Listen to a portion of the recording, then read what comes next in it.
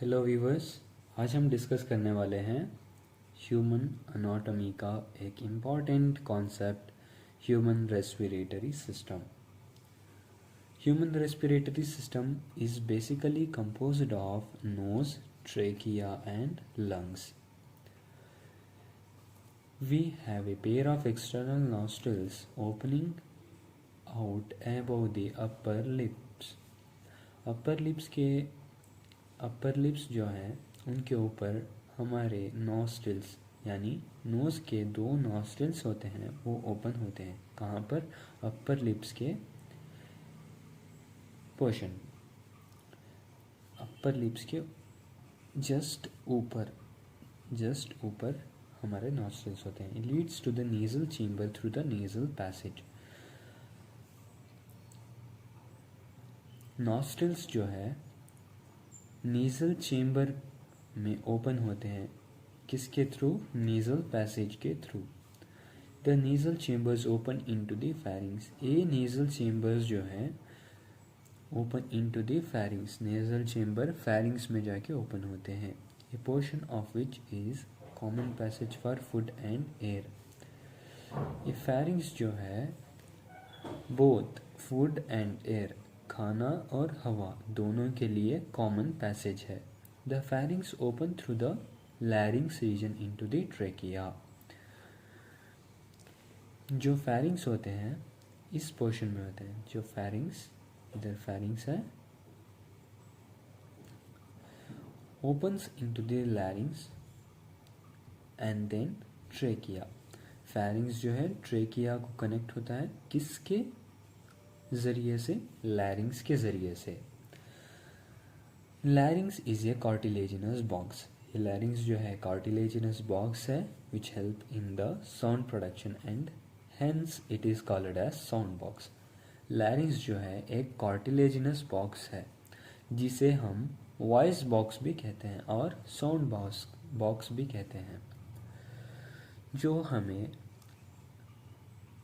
Voice निकालने में help करता है। During swallowing, glottis can be covered by a thin elastic cartilaginous flap called as epiglottis. Glottis के माने जो फेरिंग्स और लैरिंग्स के बीच में इस पोर्शन में जो एक ट्यूब लाइक स्ट्रक्चर होता है उसे हम ग्लॉटिस कहते हैं। ग्लॉटिस के पास एक कार्टिलेजिनस फ्लैप होता है जो फूड को, खाने को लैरिंग्स के अंदर एंट्री होने से रोकता है। उसको हम क्या बोलते हैं? Epiglottis. Epiglottis is a cartilaginous flap which prevents the entry of food into the लैरिंग्स। अगर लैरिंग्स में फूड चला गया तो सांस लेने में दिक्कत हो सकती है और बात करने में दिक्कत हो सकती है, उसे खांसी वगैरह होना हो सकता है। Trachea is a straight tube extending up to the mid thoracic cavity. Trachea जो लैरिंग्स है ट्रेकिया में जाके ओपन होता है। वहाँ पर जो ट्रेकिया है वो एक स्ट्रेट ट्यूब है। इधर देख सकते हैं आप, trachea is A straight tube which divides at the level of a fifth thoracic vertebra. हमारे thoracic vertebra जो हैं उनके फिफ्थ पोजीशन पे, फिफ्थ thoracic vertebra के पोजीशन पे वो डिवाइड होता है left and right pulmonary bronchi. Left and right pulmonary bronchi में वो जाके डिवाइड होता है। Each bronchi undergo repeated divisions to form secondary and tertiary bronchi and bronchioles ending up in the very thin terminal bronchioles. ये trachea जो है fifth thoracic vertebra में divide होता है। किस में? Left and right primary bronchioles. ये left and right, both left and right दोनों भी आगे जाके इवेंचुअली डिवाइड होके primary bronchi secondary bronchi and tertiary bronchi. Finally किस में एंड होता है? इथिन टर्मिनल ब्रोंकियोल्स में एंड होता है. थिन टर्मिनल ब्रोंकियोल्स में एंड होता है. थिन टर्मिनल ब्रोंकियोल्स में एंड होता है. The trachea, primary, secondary and tertiary bronchi. The initial bronchioles supported by incomplete cartilaginous rings.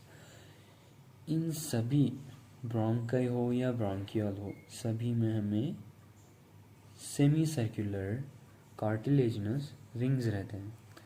Semi circular means incomplete cartilaginous rings होते हैं. वो किसके लिए? सपोर्ट के लिए होते हैं. Incomplete cartilaginous rings. Incomplete cartilaginous rings are meant for support which are present in the trachea, primary, secondary and tertiary bronchi and initial bronchioles. आगे जाके टर्मिनल ब्रोंकियोल्स में नहीं होता है. क्या? टर्मिनल ब्रोंकियोल्स में कार्टिलेजिनस रिंग्स नहीं होते हैं. Next, the terminal bronchiole give rise to a number of very thin irregular shaped vascularized bag like structures called alveoli. Terminal bronchioles gives rise to number of very thin, पतले, irregular walled means उन सैक्स का wall, alveoli का wall कैसा होता है? irregular shape होता है. alveoli का wall irregular shaped and thin and supported and supplied by blood vessels. इसीलिए हमें क्या बताया गया है? vascularized bag like structure called alveoli. The branching network of bronchi, bronchioles and alveoli comprises the lungs. यहाँ पर हमें क्या मिलता है? alveoli मिलता है. उसके बाद ये सारे ब्रांचेस, प्राइमरी ब्रोंकाई और secondary bronchi, tertiary bronchi, initial bronchiole, terminal bronchiole, terminal bronchiole and alveoli, इन सारों को मिला के हमें एक लंग बनता है. ओके, इधर देखो, trachea, bronchioles that is left and right bronchiole. इधर आके primary bronchioles, secondary bronchioles and tertiary bronchioles and this is finally terminal bronchioles. इधर आके alveoli. Finally it ends at alveoli. Then we have two lungs are covered by double layered pleura. Two lungs covered by double layered pleura with the pleural fluid between them. We have pleural fluid between them. It reduces the friction on the lung surface. Pleural fluid क्या करता है? reduces the friction on the lung surface. जब हम respiration करते हैं, lungs constrict होते हैं, expand होते हैं. जब उस frictions को reduce करने के लिए हमारे पास lung surface है. lung surface पर हमारे पास एक double layered pleura है जिसमें pleural fluid fill होता है. वो क्या करता है? reduce friction on the lungs surface. The outer pleural membrane is in close contact with the thoracic cavity, thoracic lining, whereas the inner pleural membrane is in contact with the lung surface. The part starting with the external nostrils up to the terminal bronchioles constitute the conducting part. यहाँ पे हमारा important remember करने वाला part है. देखिए, external nostrils knows से terminal bronchiole तक. Knows के बीच में पहले फैरिंग्स, फिर लैरिंग्स, फिर trachea, bronchioles, terminal bronchioles,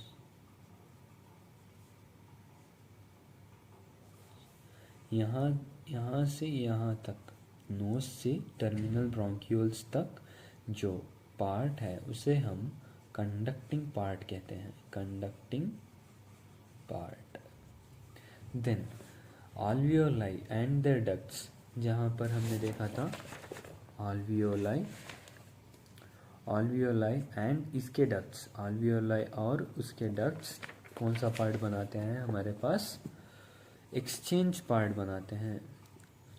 then conducting part के क्या क्या काम होते हैं, the conducting part transports the atmospheric air to the alveoli and clears it from the foreign particles and humidifies it and bring the air to the body temperature। इसके हमें 4 काम बताए गए हैं। पहला, एटमॉस्फेरिक एयर को alveoli तक पहुंचाने का काम किसका पार्ट है, किसका काम है, कंडक्टिंग पार्ट का काम है पहला। दूसरा काम जो है फॉरिन पार्टिकल्स को रिमूव करना।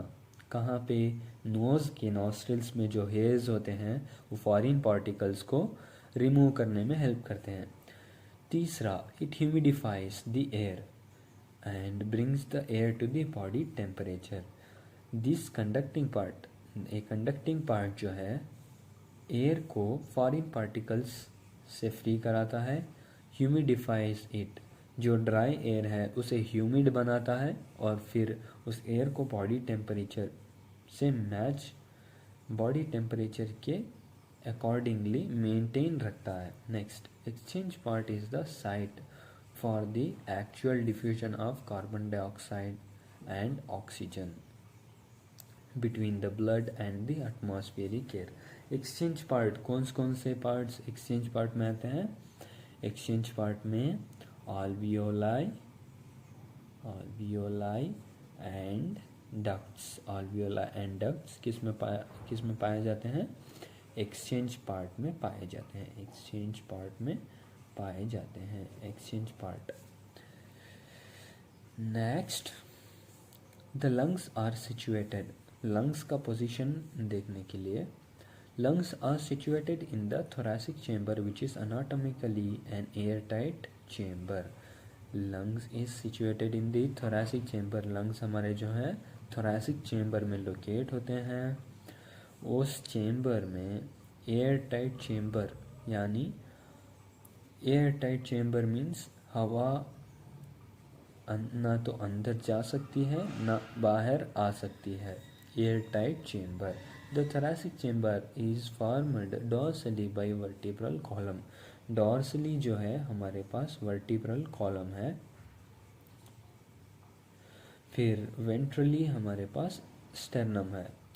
Next, laterally it is covered by ribs, जो है हमारा airtight chamber ventrally किससे, sternum से, और laterally ribs से, dorsally with वर्टिब्रल कॉलम से बना हुआ होता है। और उसके लोअर साइड में हमें डोम शेप्ड डायाफ्राम भी दिखाई देता है। Okay, that's the anatomical setup of the lung in thorax is such that any exchange in the volume of the thoracic cavity will be reflected in the lung cavity। मतलब हमारे lungs इस तरह से setup हुए हैं, any change in the volume of the thoracic cavity, इस thoracic cavity में कोई भी अगर कोई भी चेंजेस हो तो हमारे लंग कैविटी में चेंजेस दिखाई पड़ते हैं। Such an arrangement is essential for breathing, ये अरेंजमेंट हमें ब्रीथिंग के लिए बहुत इम्पॉर्टेंट है। As we can not directly alter the pulmonary volume, हम डायरेक्टली पल्मोनरी वॉल्यूम को अल्टर नहीं कर सकते, बट अगर कोई चेंजेस की वजह से volume of the thoracic cavity change होती है तो वो रिफ्लेक्टेड किस में रिफ्लेक्ट होती है, पल्मोनरी कैविटी में रिफ्लेक्ट होती है। Next, steps involved in respiration. हम रेस्पिरेशन 4 स्टेप्स में डिवाइड कर लेते हैं। पहला स्टेप है पल्मोनरी वेंटिलेशन, जिसमें एयर जो है alveoli तक रीच करती है। उसके बाद diffusion of gases, carbon dioxide and oxygen जो है alveolar मेम्ब्रेन के पास alveoli मेम्ब्रेन के अक्रॉस एक्सचेंज डिफ्यूज होती है। Next, transport of gases by the blood vessels. हमने पहले भी बताया था alveoli are supplied by blood vessels. जो है lung is a vascularized organ। Lung जो है vascularized organ means it is supplied by blood vessels. Blood vessels में यहाँ पर diffusion carbon dioxide and oxygen जो है किसके दरमियान एक्सचेंज होता है? ब्लड वेसल्स के दरमियान एक्सचेंज होता है। Diffusion of carbon dioxide and CO2 blood into the end the tissues, between the blood and the tissues. ये ब्लड वेसल्स कहाँ सप्लाई किए जाते हैं? टिश्यूज और सेल्स तक सप्लाई किए जाते हैं, सेल्स एंड टिश्यूज। यहाँ पर कार्बन डाइऑक्साइड ऑक्सीजन एक्सचेंज होते हैं, इसे diffusion of oxygen and carbon dioxide between the blood and tissues. ये हुआ चौथा step. And the final step, utilization of carbon dioxide by the cells, utilization of oxygen by the cells of the for catabolic reactions and resultant release of CO2। जो catabolic reactions है means conversion of catabolism, conversion of complex molecules simple molecules by complex molecules। The formation of complex molecules by simple molecules is known as catabolism। इसके लिए हमें oxygen बहुत ज़रूरी है। तो और कैटाबॉलिक रिएक्शन से हमें क्या बाई प्रोडक्ट मिलता है? Carbon dioxide and ATP। तो हमें ऑक्सीजन बहुत ज़रूरी है। It is utilized by cells of catabolic reactions and resultant release of carbon dioxide। Thank you all।